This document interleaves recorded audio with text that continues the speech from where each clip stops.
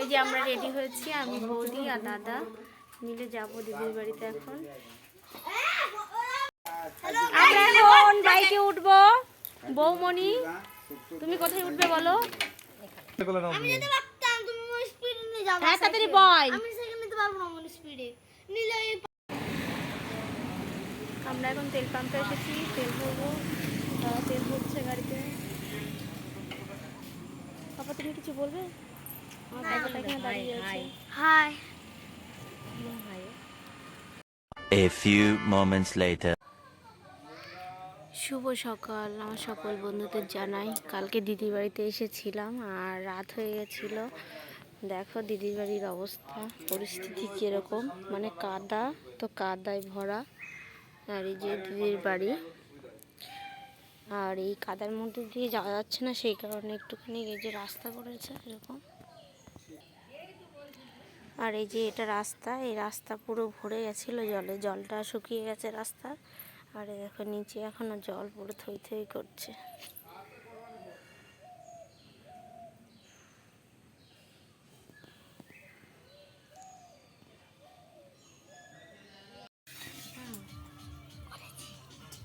দেখো দিদির বাড়িতে এসেছি আর রান্না করছি এখন সকালের খাওয়ার জন্য। এখানে মাছ, এই যে মাছের ঝোল করছি এখানে, আর তার সাথে আছে কুমড়ো ভাজি আর শাক ভাজা হয়ে গেছে। এইগুলো এখন সকালের মতো খাবো। আর হচ্ছে দিদির বাড়িতে কালকে যখন এসেছি গ্যাসটা ফুরিয়ে গেছে, সেই কারণে এখন কোনো মতন উনুনে রান্না করছি সকালেরটা খাওয়ার জন্য। গ্যাস এখন দিয়ে গেছে, দুপুরবেলা হবে সেখানে। মানে চারিদিকে তো জল উঠে গেছে, করুণ অবস্থা। আর এই যে দেখো এরকম প্যাকেটে জল দিচ্ছে, আমরা সেই প্যাকেটের জলই খাচ্ছি। তো এটা সরকার থেকে দিয়েছে। তো দেখো কি অবস্থা এখানকার।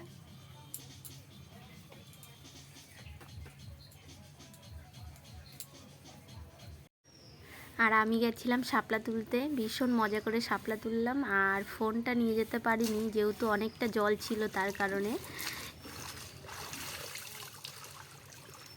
এই দেখো কত শাপলা তুলতে গেছিলাম, তুলে নিয়ে এসেছি শাপলাগুলো। আটটা আটটা এখানে এখানে এখানে দাও একটা। এখানে একটা। এটা কি এটা কি বলো একটু, এটা কি? টা কয়টা? টা কয়টা? শোনা দেখো দিদির ছেলে টাকাতে ভীষণ খুশি হয়েছিল। ও তো টাকা বলতে পারে না, কেবল কথা বলা শিখছে, ওই জন্য টাকারে টা বলে শুধু। আসো আসো তাড়াতাড়ি এসো, ওই যে লুকাচ্ছ দেখেছো। আসো পাপা আসো আসো, একটু হাসি মজা একটুখানি আসো। অনুধান কোথায় আছে? রেডি হয়ে গেলাম, আছে।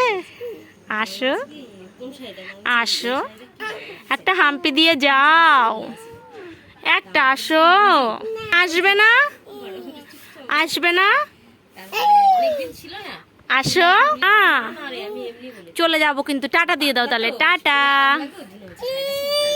Tata tata tata. আমার ফোনটাই ফেলে দিল।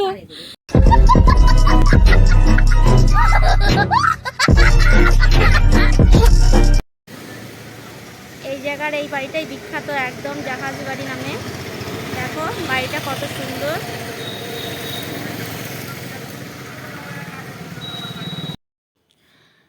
এই বাড়িটা যখন তৈরি হয়েছিল, টাইটানিক জাহাজটা যখন ডুবে গেছিল, ঠিক তখনই এই বাড়িটা তৈরি করেছিল।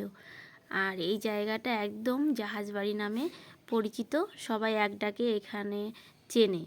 তো চলো আজকের মতো টাটা, বাই বাই।